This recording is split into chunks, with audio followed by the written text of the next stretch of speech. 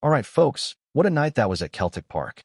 You could feel the buzz even before kickoff, that mix of nostalgia and excitement that only a return like Martin O'Neill's can bring. It was one of those evenings that reminded everyone why football means so much more than just goals and points. It's about those moments that bring generations of Celtic fans together. Seeing O'Neill walking down that touchline again, tracksuit on, bouncing like it's the early 2000s all over again, was something else. You could tell by the crowd's roar that everyone in that stadium felt it too. The build-up had been intense.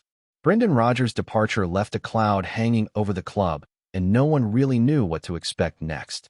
The mood among supporters was mixed, some frustrated, some resigned, but all desperate for something to lift the spirits.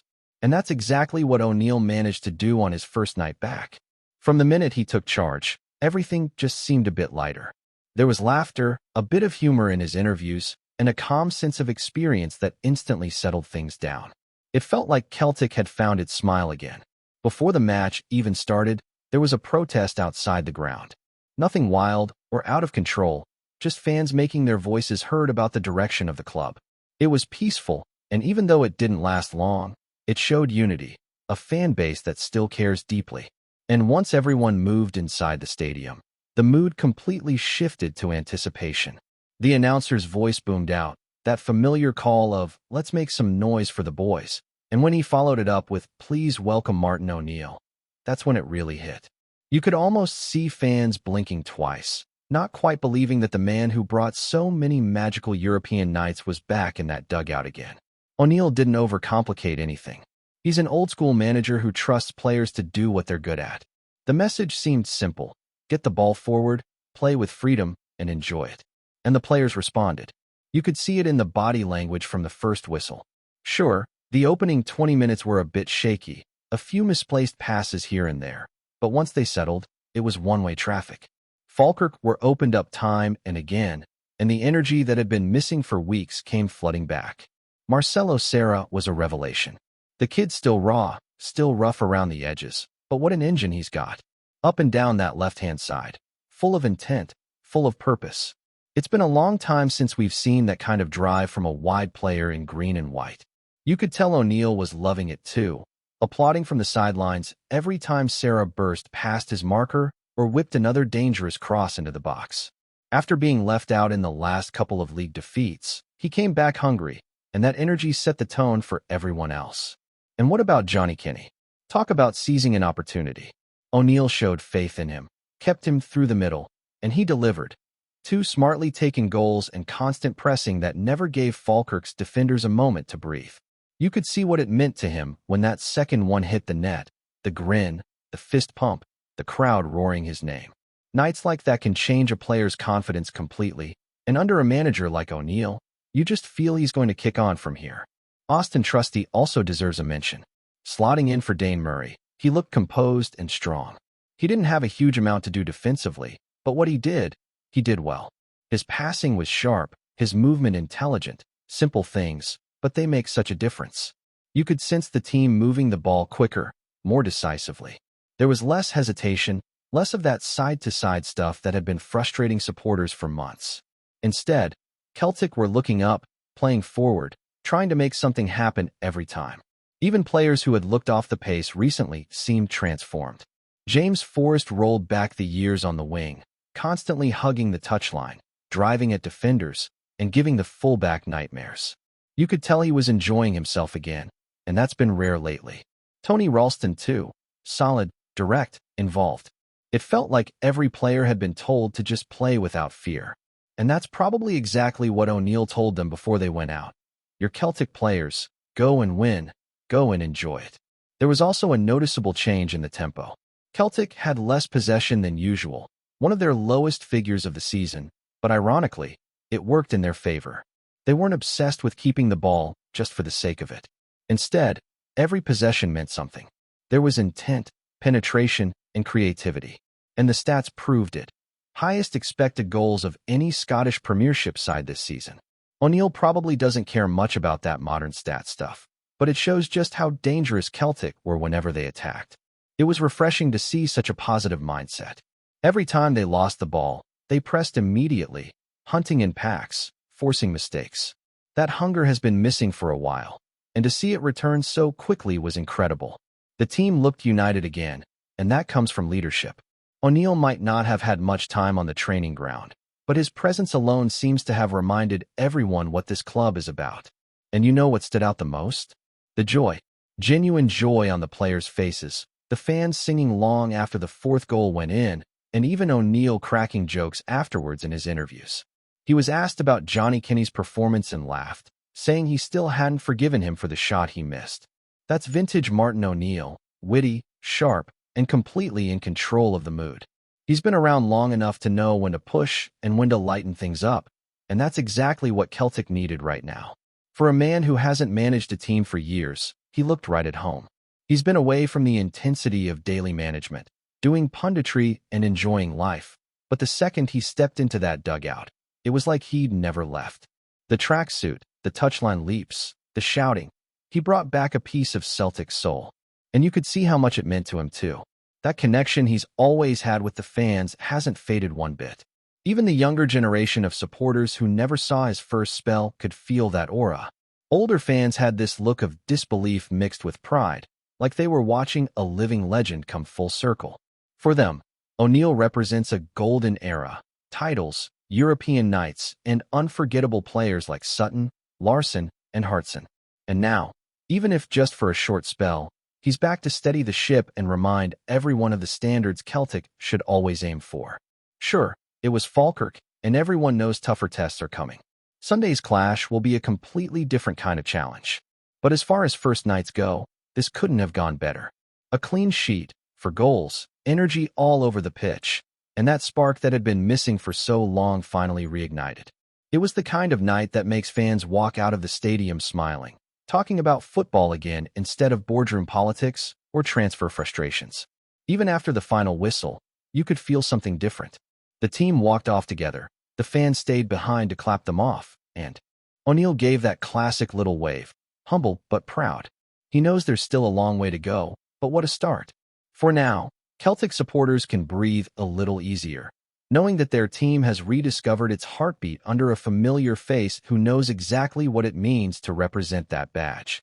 What made the whole night even more special was the attitude after the match. Nobody was getting carried away, but you could sense a genuine belief creeping back in. O'Neal stood there in his post-match interview, relaxed and smiling, answering questions with the kind of honesty and humor you rarely hear these days. When he joked about the physio telling him that Dyson Maeda could give him exactly 35 minutes and wondering how they'd managed to calculate that number, the press room burst out laughing. It was the type of old-school charm that instantly wins people over. Celtic fans have always loved a manager with a bit of personality, and O'Neal brings that in spades. But beyond the jokes and the nostalgia, there's something deeper going on. This wasn't just about sentiment or a trip down memory lane. It was about restoring belief. The players had looked tense for weeks, as if afraid to make mistakes. Under O'Neal, they suddenly looked liberated. You could see the difference in every touch, every run, every tackle. Even the senior players who'd seemed worn out by the pressure of the last few months were suddenly alive again. That's the power of a fresh voice, especially one that commands instant respect. And it's not just what happens on the pitch. The whole atmosphere around the club feels transformed. Before the game, you had frustration and fatigue. After the game, you had hope and humor. Celtic Park hadn't felt like that in a long time. The songs kept going after full time, people lingering in their seats, soaking in the feeling of relief. You could almost sense everyone thinking, that's more like it. O'Neal's approach was clever too. He didn't try to reinvent the wheel or throw in complex tactics. He focused on simplicity, play forward, stay compact, fight for every ball. Sometimes football doesn't need to be complicated. The players clearly understood that message. The wingers stayed wide, the midfield pressed hard, and the defenders didn't overplay at the back. That change alone made a world of difference. The ball was moving faster, transitions were sharper, and the opposition had no time to breathe. It was great to see players like James Forrest looking reborn. He's been through so many ups and downs at this club, but under O'Neal, he suddenly looked like the fearless winger who burst onto the scene years ago. Every time he got the ball, you could feel the crowd rise in anticipation. And when he joked later that he felt about the same age as his manager, O'Neill burst out laughing, saying Forrest had done brilliantly for someone his age. It's that kind of warmth that builds bonds between a manager and his players. The young lads deserve praise too. Sarah, as mentioned before, was relentless. He gave everything, even when he made mistakes. You can't teach that kind of desire. Then there was Callum Osmond, getting his first few minutes at the end. It might not seem like much, but for a young player making his competitive debut in front of a packed Celtic Park, it means everything. And it was classic O'Neill, giving a youngster a taste of the big stage, just like he used to do with Sean Maloney back in the day. Small moments like that remind everyone of what kind of manager he is. Then there's Austin Trusty, who quietly put in a performance full of composure. He might not have been tested heavily, but his decision-making and positioning were spot on. He brought a calm presence at the back that the team has been missing. Even little things, like letting the ball run across his body to open up play quicker, made a difference. The tempo was faster because the whole team was thinking one step ahead instead of playing safe. It's those small adjustments that show how much a manager's philosophy can shift the rhythm of a side in just a single match. Of course, no one's pretending everything is perfect now. There's still work to be done. The squad has its flaws, and everyone knows there are bigger tests ahead, especially with the big derby on Sunday. But for the first time in weeks, fans can look forward to that match with excitement rather than dread. That alone is a huge victory. Martin O'Neill might only be here for a short spell, but his influence could last far longer. He's reminded the players what it means to play for Celtic, to attack, to believe, to entertain. Watching him on the touchline again was surreal for older fans. Many still remember the days when his Celtic sides were unbeatable, when names like Sutton, Larsson, and Hartson ruled the park. Back then, his teams were built on strength, intelligence, and relentless spirit. Seeing shades of that attitude return gave everyone a sense of familiarity. It's not that this team will instantly become that kind of powerhouse again, but the mentality, that drive and hunger, seems to be back.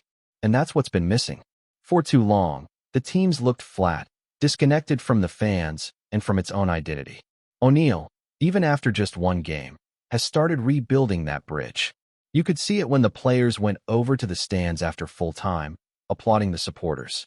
There was connection again. The fans responded with the same passion, because that's all they ever want, to see effort, energy, and pride in the shirt. Before we proceed, subscribe to our channel and enable notifications to receive all exclusive news about Celtic FC. Don't miss any details about your favorite team. It's extremely important for Celtic FC fans. There's a storm brewing north of the border, and the name at the center of it is none other than Angus Gunn. The Norwich City shot-stopper, long hailed as one of Scotland's most reliable goalkeepers, has reportedly turned down a new contract with the Canaries, and, according to whispers from Parkhead to Pittodrie, he's chosen Celtic as his next destination. Sources close to the player claim Gunn has grown restless at Carrow Road, keen for a fresh challenge and European football, something Celtic can offer in abundance. With Joe Hart's retirement leaving a void between the sticks, the timing couldn't be better for the Hoops, who have been quietly scouting replacements since the end of last season. It's understood that Celtic's hierarchy have made Gunn their top target, seeing in him not only a safe pair of hands, but also a leader with international pedigree. The 28-year-old has become Steve Clarke's go-to-man for Scotland, impressing in Euro qualifiers and earning plaudits for his composure and shot-stopping ability. Those close to Gunn say he's eager to test himself on the Champions League stage, a lure few clubs in Britain can match. While Norwich fans hoped he'd commit to a long-term future in East Anglia, the refusal to extend his deal has sent shockwaves through the Championship side. The club had tabled an improved offer earlier this month, but Gunn, it seems, has his heart set on a move home to Scotland. The rumour mill in Glasgow has gone into overdrive. Word is that Celtic have already made contact with Gunn's representatives, and a pre-contract agreement could be on the table as early as January.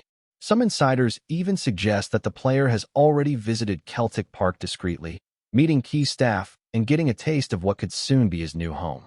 If the deal goes through, it would be one of the most significant transfers involving a Scottish international in recent memory, and a major statement of intent from Celtic. For now, neither club is commenting, but the buzz is unmistakable. Angus Gunn could soon be donning the famous green and white hoops. And if that happens, you can be sure of one thing. The Celtic faithful will welcome him with open arms, while the rest of Scotland watches the story unfold with bated breath. Hello, fan. Don't forget to like and subscribe to the channel, as it means a lot to Celtic FC. Also, share your opinion about the news in the comments below. See you in the next video.